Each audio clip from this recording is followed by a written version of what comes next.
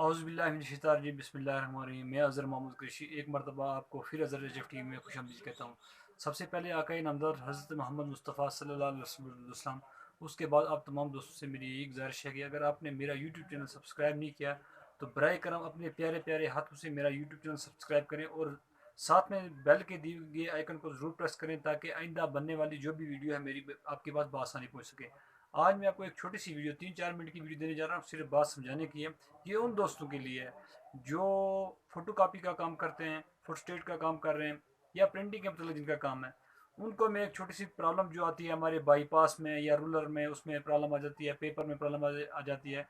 तो मैं आपको बताऊंगा कि आपने वो प्रॉब्लम हल कैसे करनी है। अब मैं आपको ले चलता हूँ अपनी फ़ोटो कापी मशीन पे जहाँ मैं काम कर रहा हूँ। वो आपको दिखाऊंगा कि अगर आपका बाईपास का मसला आ जाए या कोई गियर वियर प्रॉब्लम आ जाए तो उसमें मैं आपको थोड़ी सी रहनुमाई फरमाऊंगा। तो चलते हैं अपनी फ़ोटोकॉपी की मशीन पर।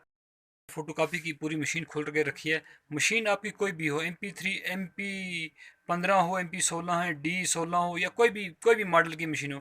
अगर आपका बाईपास प्रॉब्लम करे तो बाईपास प्रॉब्लम करने के लिए आपको क्या क्या चीज़ देखनी ज़रूरी होती है। सबसे पहले आपने अपनी मशीन का रूलर वूलर साफ़ कर लेना है। उसके बाद आपने ये वाला गियर चेक कर लेना। अगर ये वाला गियर कम ख़राब होता है तो अगर ख़राब हो जाए तो इसको भी चेक कर लेना। उसके बाद जो मेन चीज़ है मैं आपको वो बताऊंगा। ये मेरे हाथ में एक गियर देख सकते हैं।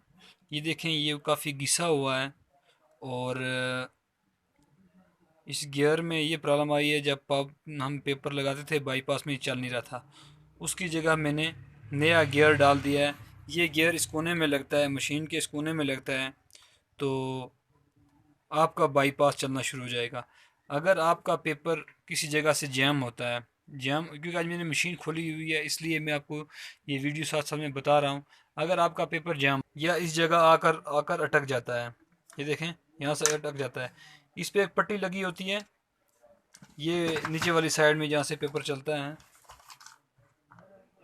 इस पट्टी को आपने सही तरह से साफ़ कर लेना है, रिगमाल के साथ या ऐसे इसको साफ़ कर लेना है। आपका पेपर यहाँ नहीं रुकेगा।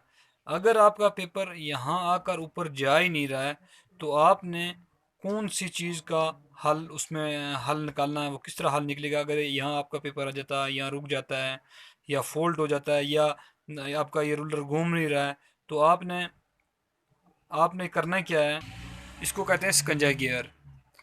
ये स्कंजा गियर इसके अंदर पड़ा होता है, तो आपने इस वाले गियर को बदली कर लेना है और आपका पेपर जैम नहीं होगा।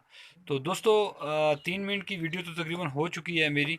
तो अगर आपको मशीन के बारे में या फ़ोटो प्रिंटर के बारे में या कोई भी टीवी एलईडी हो उसके बारे में अगर आपको कोई मालूमात चाहिए तो आप मुझे से कांटेक्ट कर सकते हैं। बोर्ड में मेरा व्हाट्सएप नंबर भी है और मोबाइल नंबर भी है, आप दोनों दोनों नंबरों से मुझसे आप कांटेक्ट कर सकते हैं।